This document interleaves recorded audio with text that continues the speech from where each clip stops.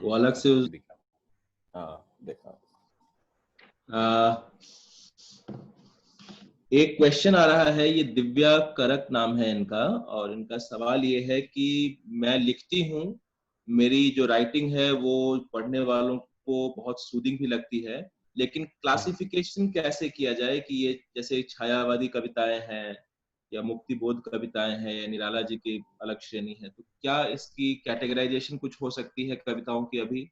नहीं, अब वो तो मैं बिना पढ़े तो नहीं बता पाऊंगा कि वो किस कैटेगरी, बट वो कैटेगरी ना इम्पोर्टेंट नहीं होती है। जैसे हम लोग अच्छी कविता की तरह याद रखते हैं, ऐसे नहीं याद रखते कि ये मुक्तिबोध स्टाइल की कविता है या गुलजार स्टाइल की कविता है। जैसे एक मैं फॉर एग्जांपल, जैसे कोई भी जो, जैसे उठो लाल अब आंखें खोलो वाली जो कविता है, वो हम लोग को इसलिए याद है क्योंकि हमारा एक नॉस्टैल्जिया जुड़ा है। हम इसलिए थोड़ी ना याद करते हैं कि लिखी किसने थी या वो किस स्टाइल में लिखी गई थी। वो बहुत इमटेरियल है मेरे ख्याल में।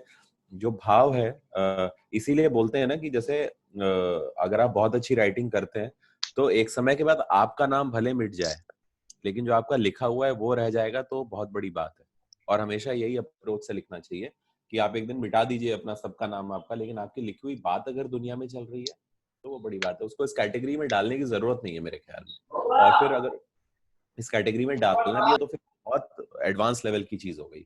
मतलब वो फिर उसकी जरूरत नहीं है फिलहाल। मतलब मुझे नहीं लगता है कि किसी भी चीज की जरूरत है। जैसे किसी खूबसूरत फूल की अगर तारीफ करनी है तो खूबसूरत फूल है, ये काफी है। इसमें ये बताना कि ये हिंदुस्तान का फूल है, अमेरिका का है, वो फिर इम्पोर्टेंट नहीं है। एक ये सवाल आ रहा है, ये पूछा है आदित्य और अक्षरा, इन दोनों का एक ही सवाल है कि हाँ। आपकी आइडियल बुक्स या आइडियल राइटर्स कौन से हैं, या एक तरह से आप ये इस सवाल को थोड़ा सा मैं अगर ट्विस्ट करूं और जो सभी के लिए एक आपका सजेशन की तरह लिया जा सके, तो अगर आप सजेस्ट करें कुछ लोगों को जो class 10th 9th 11th 12th में है कि कौन सी किताबों से वो शुरुआत कर सकते हैं अगर उन्होंने बिल्कुल किताबें नहीं पढ़ी हैं। ठीक है, तो ये बहुत अच्छा सवाल है और मैं अदरवाइज भी इस पे बात करता ही।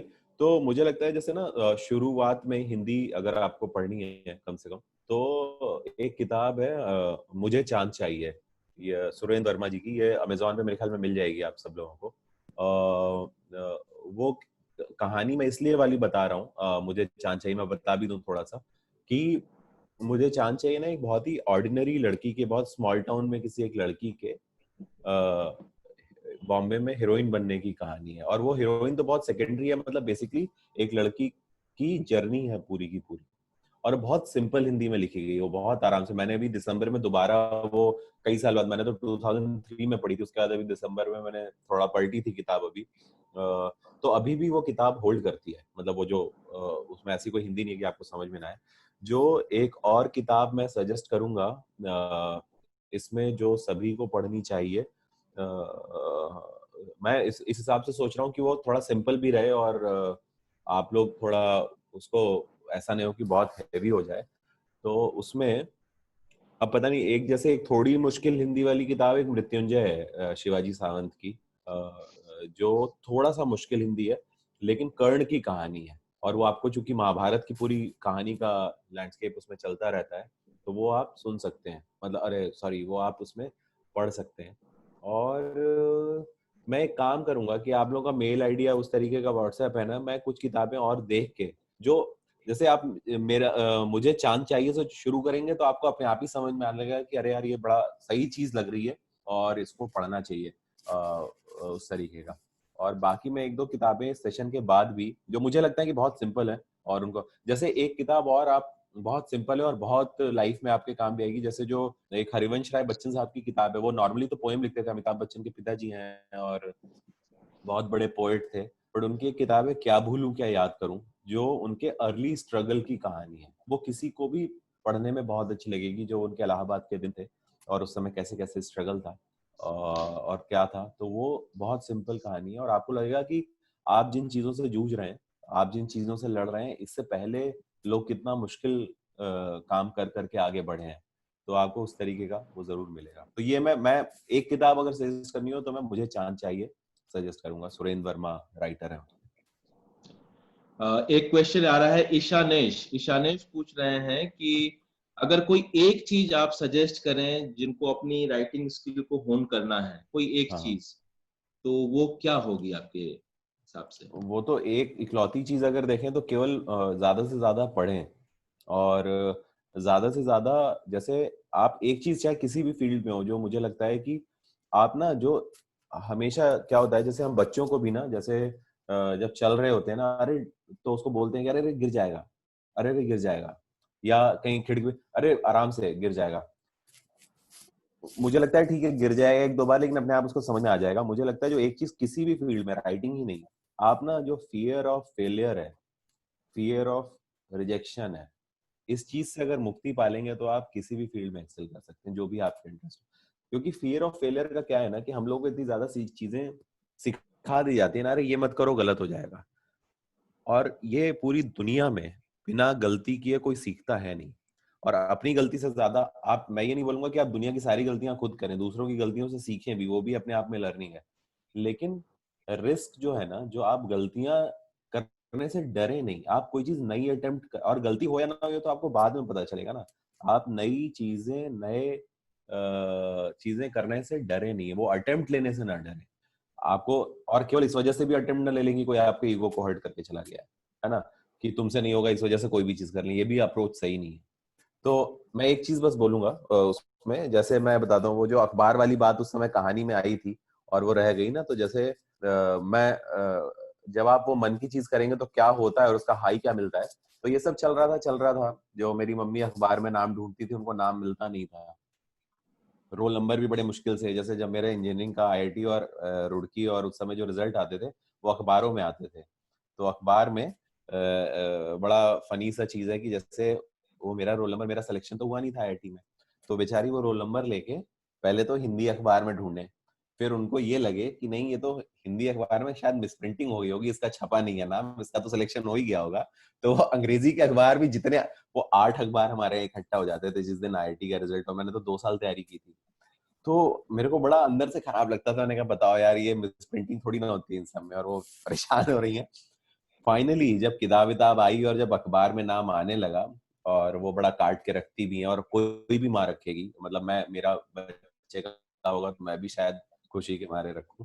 तो मेरे लिए ना, जैसे जो सारी चीजें वहीं पे आके खत्म हो जाती है, कि जो महिला, जो मेरी माँ थी, वो एक ना रोल नंबर नहीं ढूंढ पा रही थी, उनको कम से कम बाद में अपने बच्चे का नाम मिलने लगा, है ना। ये ऐसे बड़ी छोटी, जैसे मुझे पेपर में नाम आना कोई बड़ी चीज नहीं लगती अब, लेकिन उनके लिए अभी भी बड़ी चीज है ना।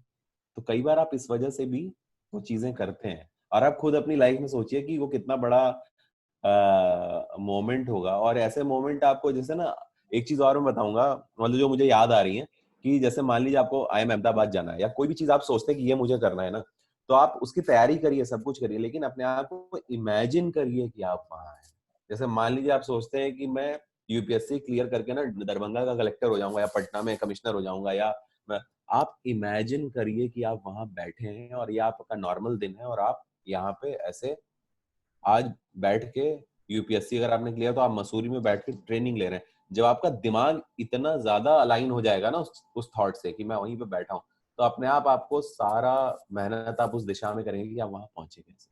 और आपको ये ऐसा नहीं है कि मैं, आपको वो इमेजिन करना ही पड़ेगा कि भाई मैं ये पहुंच गया, और अब यहाँ पहुंचना कैसे। आपको इतना अच्छा लगेगी ना वो चीज, कि अरे ये हो गया। तो इसीलिए ना, कोई भी चीज 2 बार होती है, एक बार जब आप सोचते हैं कि आप ये करेंगे तब हो जाती है, और एक बार सही में पूरी होती है। दिव्य, अगला सवाल एक्चुअली हमारे स्कूल की ही एक एलुमना है, प्रीति चंदन, हाँ, जो कि अभी चार्टर्ड अकाउंटेंट हैं और एयरटेल में काम कर रही हैं। तो ये कुछ सवाल आपसे पूछना चाह रही थी डायरेक्टली, तो मैंने इनको अनम्यूट कर दिया है। प्रीति, आप पूछ लीजिए आपका सवाल। जरूर जरूर। हेलो। आपका सुन के बहुत अच्छा लगा आप जो कह रहे हो। और अभी जो आपने कहा है वो तो सब बहुत ही अच्छा मुझे लगा कि हम पहले अपने आप को वहाँ पे देख लें और फिर उसको इमेजिन करें कि हम कहाँ जाना चाहते हैं। मैंने अपने करेक्ट। कैरियर में भी शुरुआत के दिनों में यही किया था कि मैंने अपने आप को इमेजिन किया था कि मैं एक सीए बनूंगी, मैं ऐसे काम करूंगी, और फिर उसी को मैंने फिर कायम किया अपने लाइफ में। तो ये मतलब सारे स्टूडेंट्स के लिए बहुत ज़्यादा है कि आप कुछ भी करना चाहते हो तो अपने आप को पहले इमेजिन करो कि आप वहाँ पे कैसे आप वहाँ पे जा सकते हो। इमेजिन करो और फिर आप अगर एक बार आपने सोच लिया तो आपका वो ड्रीम जरूर पूरा होगा। मेरा क्वेश्चन आपसे ये है कि आपने कहा था कि हॉबी के लिए कि हर किसी को अपनी एक हॉबी होनी चाहिए। तो यहाँ पे बहुत सारे स्टूडेंट्स हैं, तो उनके कई सारे स्टूडेंट्स के हॉबी भी हैं कि लिखना।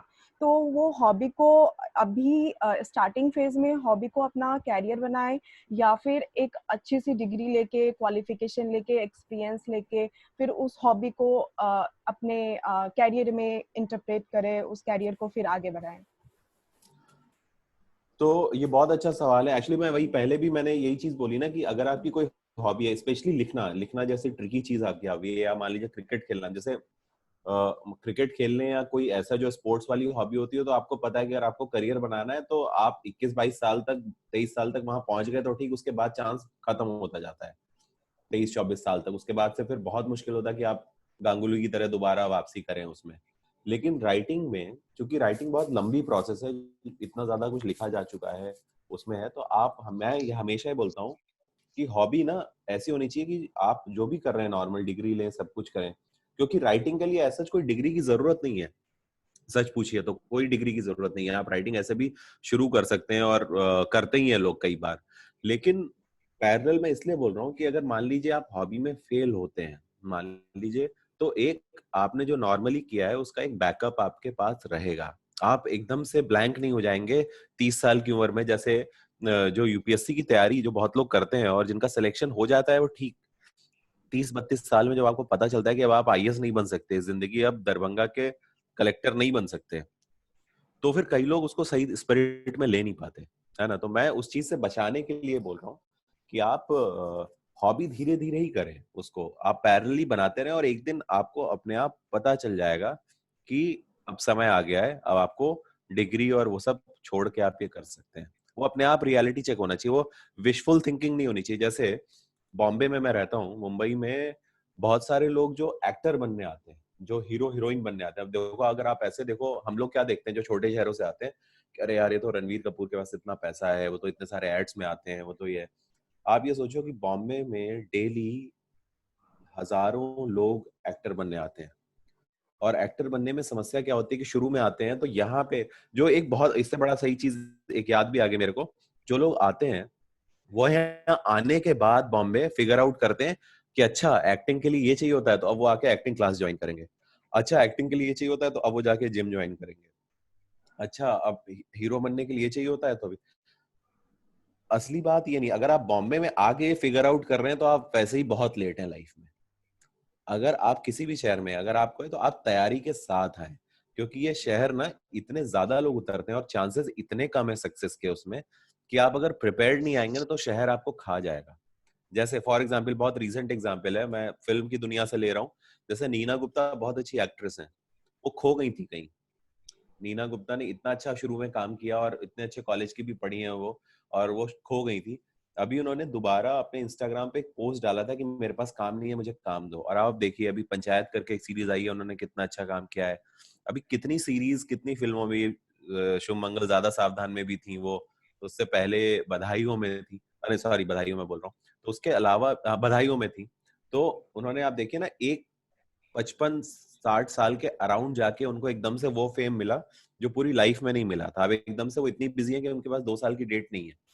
तो आप ये देखिए ना कि आप वो, बट ऐसा नहीं था कि उन्होंने बंद कर दिया, वो कुछ सीरियल बना रही थी। जब वो एक्टिंग नहीं कर रही थी तो वो सांस करके एक सीरियल बना रही थी, फिर कुछ और कर रही थी, कुछ और कर रही थी। आप वो पैरेलल एक रखिए चीज, अनलेस इट इज कंफर्म, क्योंकि वो तो किसी को नहीं पता ना कि क्या होगा।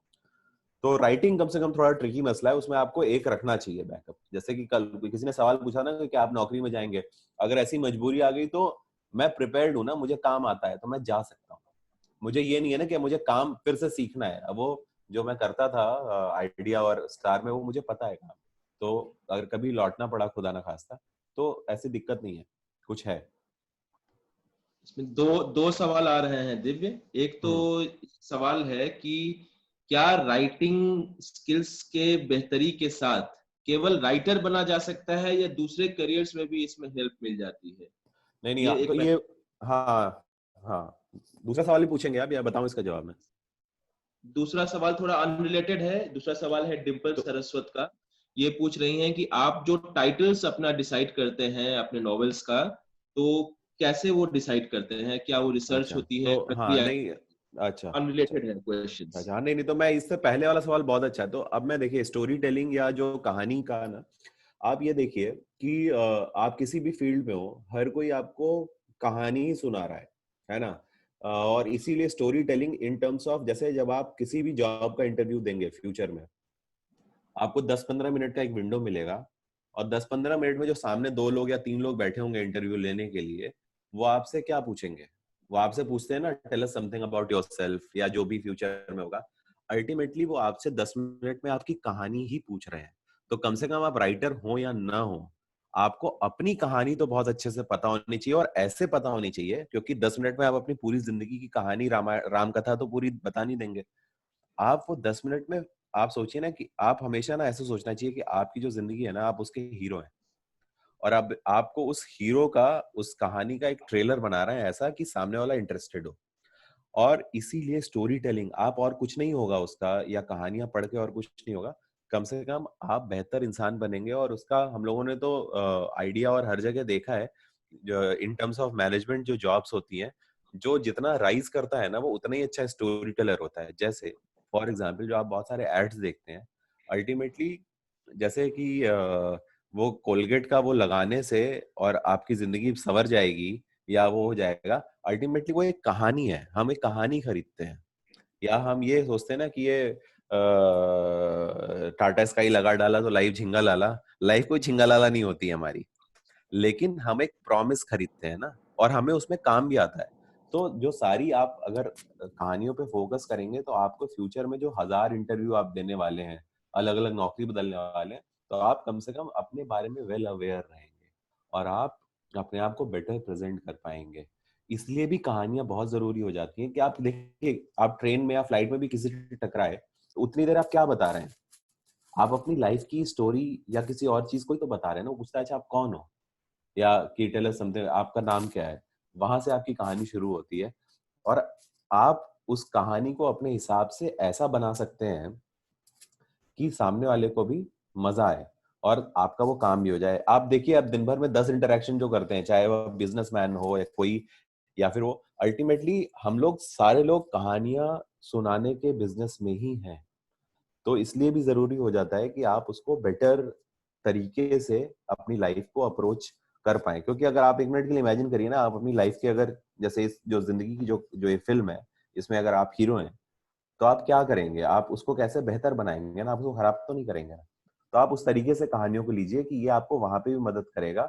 हो सकता है कि आप बहुत अच्छे इंजीनियर हो, है ना, हो सकता है आप कल को बहुत अच्छे मैनेजर बने, लेकिन अगर आप अपनी कहानी सामने इंटरव्यू वालों को, जो आपका ले रहा है, उसको नहीं बता पाएंगे, तो वो थ्रू नहीं होगा। तो इसलिए उसकी जरूरत पड़ेगी। अब जैसे बहुत अच्छे जो पॉलिटिशियंस भी होते हैं, वो एक तरीके से हमें वो कहानियां ही सुना रहे होते हैं ना। जो बहुत अच्छे, आप अगर कभी उठा के देखिए, अगर कभी जो आप अल्टीमेटली वो जो डील कर रहे होते हैं, वो सब कहानियां ही हैं।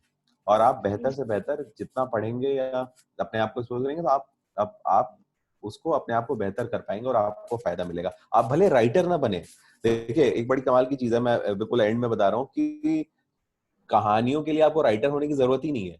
आप अदरवाइज भी उन कहानियों का उपयोग अपनी लाइफ में ऐसे कर सकते हैं, ग्रोथ पाने के लिए, बेटर ह्यूमन बीइंग बनने के लिए, और अपना काम करवाने के लिए, और लोगों का करने के लिए। वही है ना, जैसे कई बार आप लोगों से मिलते हो ना, बोलते हैं अरे यार बड़ा सही बंदा है यार, बहुत सही है वो, तो बहुत अच्छा है। तो वो क्या है? क्योंकि उसने आपको अपनी कहानी अच्छे से पोर्ट्रे की है। इतनी सी बस बात है। अब अगले सवाल पे आ जाएं सर। हाँ हाँ, अगला सवाल जो है कि आप टाइटल और टाइटल तो देखिए ना, वो टाइटल बड़ा सब्जेक्टिव मसला है। क्योंकि ना टाइटल मेरे को, जैसे कुछ किताबों के, जैसे टर्म्स एंड कंडीशन अप्लाई जो किताब था, उसका टाइटल मुझे किताब लिखने से 4 साल पहले से पता था कि जब मैं किताब लिखूंगा तो उसका टाइटल यही रहेगा। लेकिन जब मसाला चाय आई तो मुझे टाइटल नहीं पता था। वो मैं कंफ्यूज रहा, 3-4 महीने लगे वो टाइटल फाइनल करने में।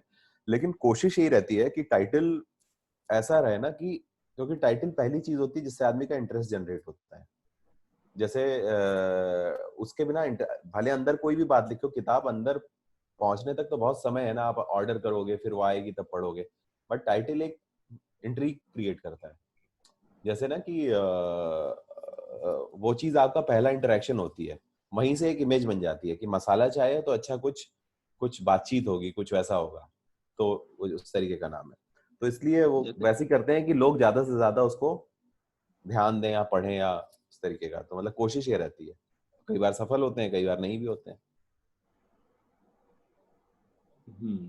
एक्चुअली एक मुझे उदाहरण याद आ रहा था कि एक टेलीविजन सीरियल को जिस धारावाहिक ने पूरा एक तरह से रेवोल्यूशनाइज किया था, उसका नाम था क्योंकि सास भी कभी बहू थी। हम्म हम्म और उस सीरियल से पहले अगर आप नाम देखें तो बड़े वन वर्ड के नाम हुआ करते थे जो चलन में थे, जैसे शांति या स्वाभिमान हाँ या हम हाँ पांच, बहुत छोटे छोटे नाम हुआ करते थे।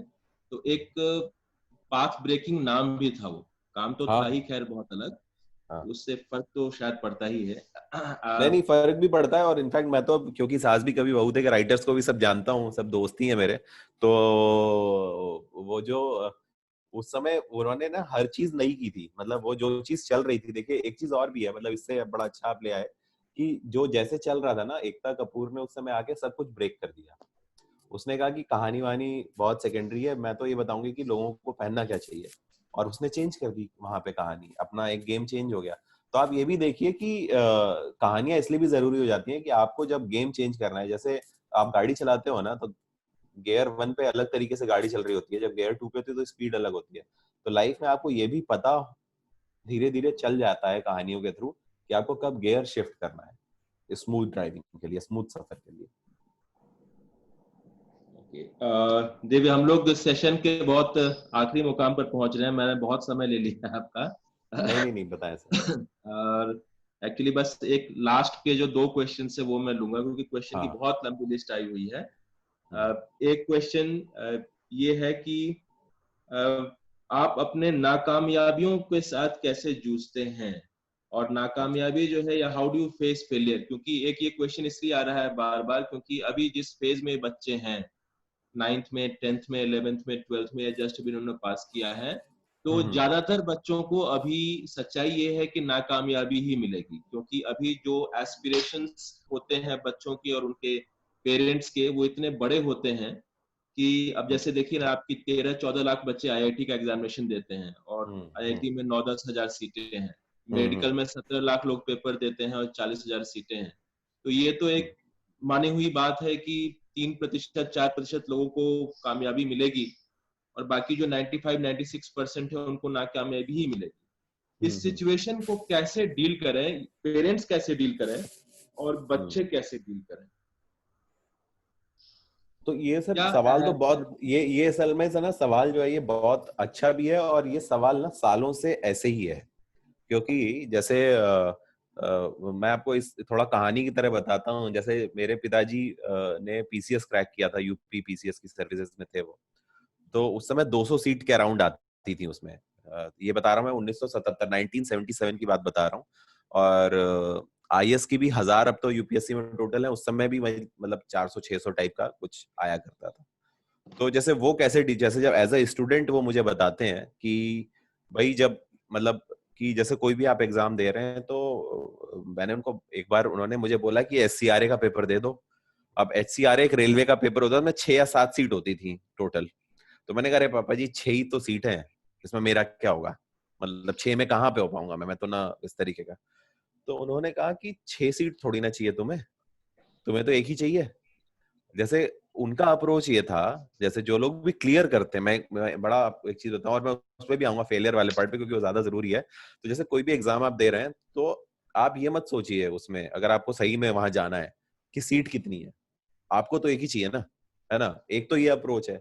अब इस एक अप्रोच के बाद भी उस आईएएस या किसी को, जैसे 13 लाख लोग तो एक बहुत बड़ा नंबर है, जो उसमें सीरियस जो कंटेंडर होते हैं ना, वो मुझे लगता है तब भी 50,000 थे और आज की डेट में भी 85,000 है। 13 लाख का 20 लाख भी हो जाएगा, जो बिल्कुल जिनके लिए जिंदगी खत्म हो जाएगी, उस उन वो नंबर वही कांस्टेंट है। वो 50,000 लोग बिल्कुल जी जान लगा देते हैं, उसके बाद वो लगता है कि दुनिया खत्म हो जाएगी अगर पेपर में नहीं हुआ। लेकिन सिलेक्शन कम लोगों का होता है। मुझे हमेशा ना एक चीज, एक इसको मैं ऐसे देखता हूँ ना, कि चाहे पेरेंट्स के लिए भी, मैं समझ रहा हूँ उन पे बहुत प्रेशर होता है और सब कुछ है, लेकिन मैं ये मान ही नहीं सकता कि जिंदगी जितनी लंबी है, लाइफ जितनी लंबी है, कि कोई एक आईआईटी का पेपर, एक मेडिकल का पेपर, एक यूपीएससी का पेपर, ये जिंदगी भर के लिए पास और फेल डिसाइड कर ही नहीं सकता। और कई बार आप ये सोचिए कि जैसे मान लीजिए मैं आज की डेट में अगर मुझे चॉइस हो कि मैं यूपीएससी क्लियर करके कहीं बैठा होता और वर्सेस आज मैं सुबह उठ के जो मेरा सबसे पसंदीदा काम है वो मैं बैठ के अपनी टेबल पे करता हूँ, तो मैं यही लाइफ चूज करता ना, जो मैंने धीरे धीरे धीरे धीरे जाना कि मुझे ये पसंद है। तो मुझे लगता है कि कभी भी ना एक पेपर और एक चीज पे ये नहीं मान लेना चाहिए कि यहाँ जिंदगी खत्म होने वाली है, और वो सच भी नहीं है। आप ये देखिए, आप उठा के जिनकी भी आप अगर थोड़ा सा भी आप पढ़ें और देखें आसपास दुनिया में, जैसे मैं ऐसे बहुत सारे बिजनेस लीडर भी, इनफैक्ट अभी एक बड़ी अच्छी स्टडी मैंने पढ़ी थी कि बहुत सारे लोग आजकल बिजनेस शुरू करते हैं, यंग एज के बच्चे, 20 साल, 21 साल, 22 साल, 25 साल। इसमें जो फेलियर रेट है वो 90% से ज्यादा, 95% तक है, जो 25 साल से कम एज के लोग, 30 साल से कम। जबकि आप सोचिए, और जो सक्सेस रेट 80% 70% के अराउंड है, जो लोग 35 के बाद बिजनेस शुरू करते हैं। मैं जैसे जब मैं पढ़ रहा होता था, तो जैसे मैं कभी कभी, जैसे इन्फोसिस का बहुत नाम आता था, नारायण मूर्ति का बड़ा नाम आता था, तो मैंने एक बार देखा कि नारायण मूर्ति अपना 25 साल इन्फोसिस का सेलिब्रेट कर रहे हैं। नारायण मूर्ति की उम्र उस समय 60 साल थी, और 60 साल में से आप 25 माइनस करिए तो 35 आता है। यानी कि जो इतनी बड़ी कंपनी थी इस पूरी दुनिया और हिंदुस्तान की, उसको शुरू करने में नारायण मूर्ति को 35 साल की उम्र लग गई, तब वो कंपनी शुरू हुई। हम लोग की तो उम्र ही क्या है, 18 साल, 19 साल, 20 साल, 21 साल, 16 साल, 22 साल। तो ये तो 22 साल में आप फेलियर डिसाइड नहीं हो जाते ना। तो ये चीज हमेशा ध्यान रखनी चाहिए कि जो बड़ी चीजें हुई है ना, उनको बनने में समय लगता है, और ये कोई फेलियर एक आध है ही नहीं लाइफ में। मतलब आप जरूरी थोड़ी ना कि हर कोई इंजीनियर ही बनेगा, जरूरी थोड़ी ना कि हर कोई डॉक्टर ही बनेगा। हजार चीजें हैं, और अब तो दुनिया इतनी खुल रही है, मतलब आज की डेट में, कि आपको पता ही नहीं है कि आप क्या पहुंचेंगे। तो इसलिए कभी इसको कभी नहीं मन में लाना चाहिए। तो मतलब मुझे लगता है कि ये सच ही नहीं है इस दुनिया का कि आप एक, और मैंने ऐसे भी बहुत सारे लोग देखे हैं, जैसे कि जो यूपीएससी में सिलेक्शन के बाद नौकरी छोड़ देते हैं, जो लोग इंजीनियर बनने के बाद वहां पे आईआईटी में जाके नहीं कोप अप कर पाते। उससे तो अच्छा है ना कि आप सही जगह पहुंचे और लॉन्ग रन में अच्छा करें, वर्सेस कि ये मान के बैठ जाए कि नहीं, ये तो मैं फेलियर हो गया। ये तो कोई एटीट्यूड ही नहीं है ना। मतलब अगर यही सब सोचता रहेगा आदमी, तो फिर तब तो बड़ा गड़बड़ है। मतलब वो तो ठीक, वो अप्रोच लाइफ की तरफ ठीक नहीं। और आई एम श्योर आप लोग भी ये सब बताते ही होंगे, ये सारी बातें। लेकिन मैंने तो यही देखा था कि जब इन्फोसिस जैसी कंपनी शुरू करने में, और नारायण मूर्ति जैसे टैलेंटेड आदमी को 35 साल की उम्र लग गई, तो फिर ये क्या है, मतलब ये तो कुछ भी नहीं है।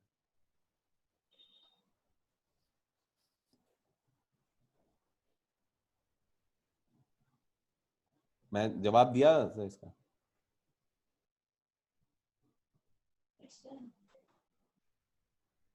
हाँ, मेरी आवाज आ रही है दिव्य? हाँ जी। हाँ, एक्चुअली अब ये लास्ट सवाल मैं आपके सामने पुट करूंगा, हम्म। और उसके बाद हम लोग सेशन को क्लोज करेंगे। तो आखिरी सवाल ये है, जो कि कई लोगों ने पूछा, कि हम्म। एक्चुअली ये अपने नॉवेल को पब्लिश करवाने का क्या प्रोसेस होता है, मतलब कैसे स्टार्ट करें, अच्छा। कैसे स्टेप चलें। अच्छा। और इसके बाद आप कुछ अपने लास्ट वर्ड्स अगर आप शेयर कर सकें इस पूरे नहीं पार्टिसिपेंट्स के साथ। नहीं नहीं, मैं बता देता हूँ। तो ये नॉवेल छपवाना बहुत जो प्रोसेस है नॉर्मली, आप देखिए, किताबें दो तीन तरीके की होती हैं। एक होती है नॉन फिक्शन, जिसमें लोग अपनी बायोग्राफी या अपना कहीं का ट्रैवल के बारे में लिखते हैं।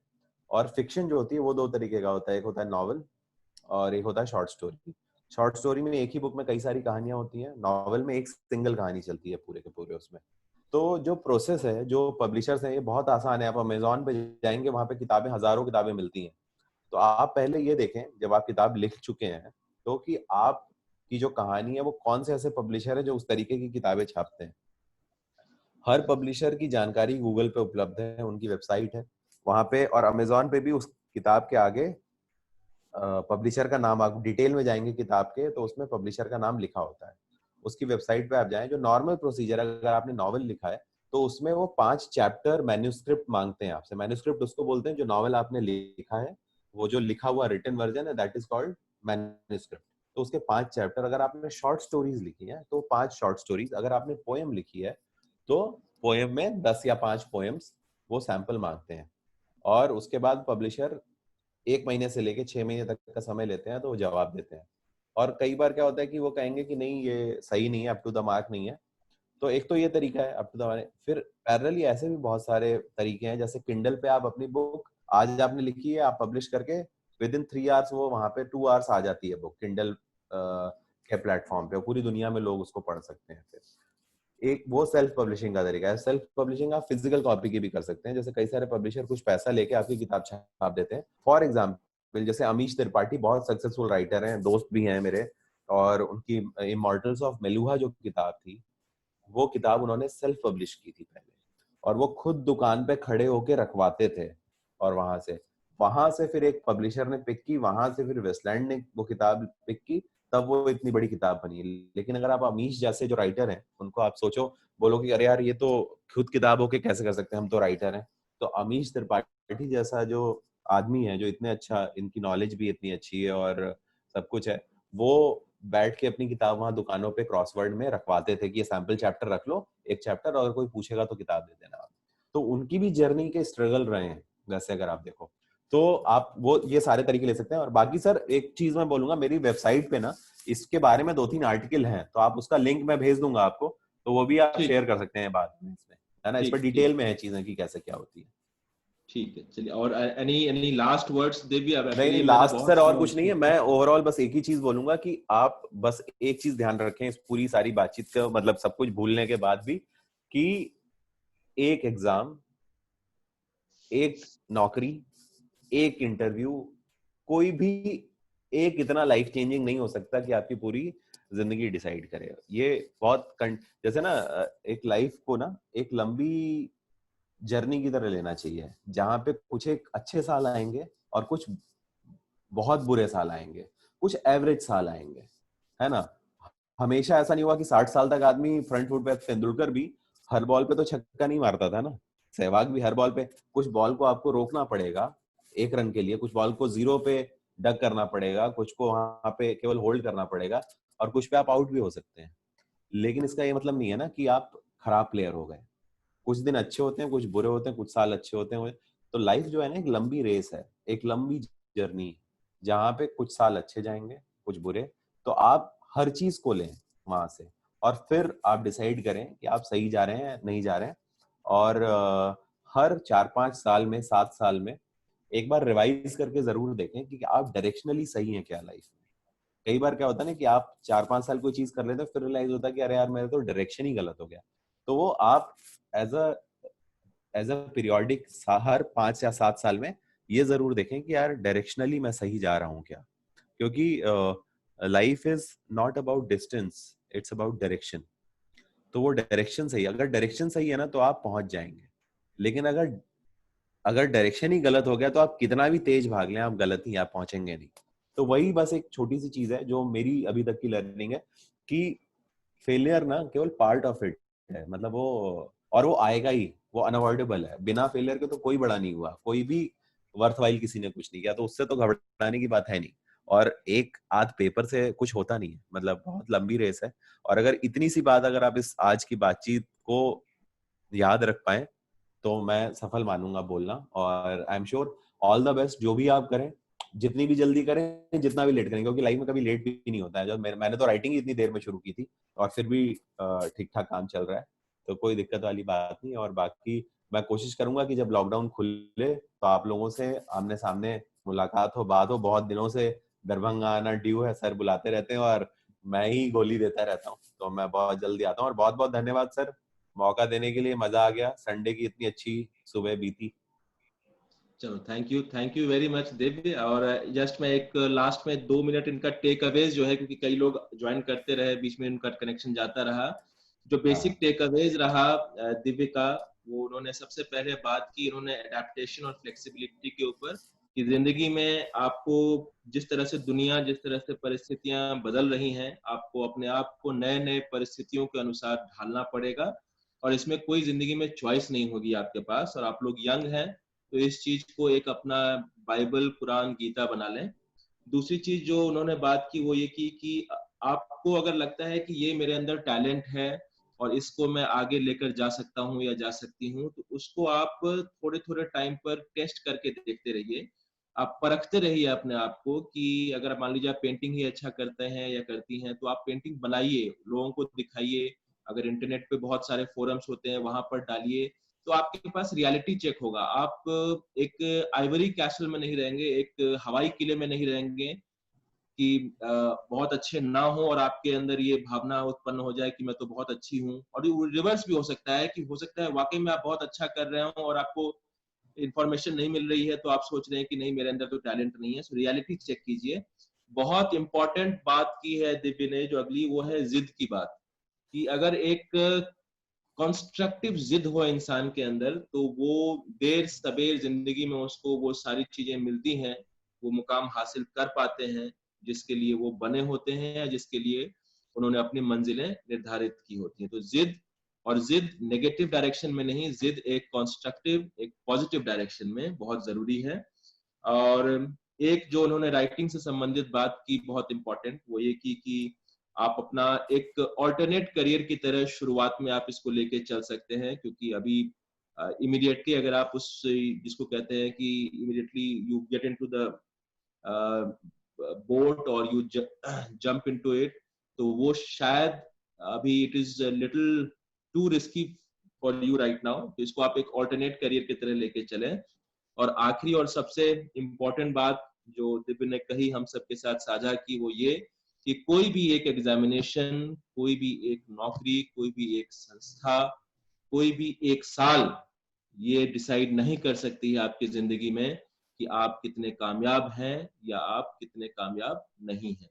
इसीलिए ये एक कंसिस्टेंट कंटिन्यूअस प्रोसेस है, एक बहुत लंबी जर्नी है, और हम सभी लोगों को ये हमेशा पर्सपेक्टिव में लेके चलना चाहिए कि हम लोग को एक नाकामयाबी या कुछ दिनों की नाकामयाबी, असफलता हम लोगों को अपने पथ से डिगा ना सके।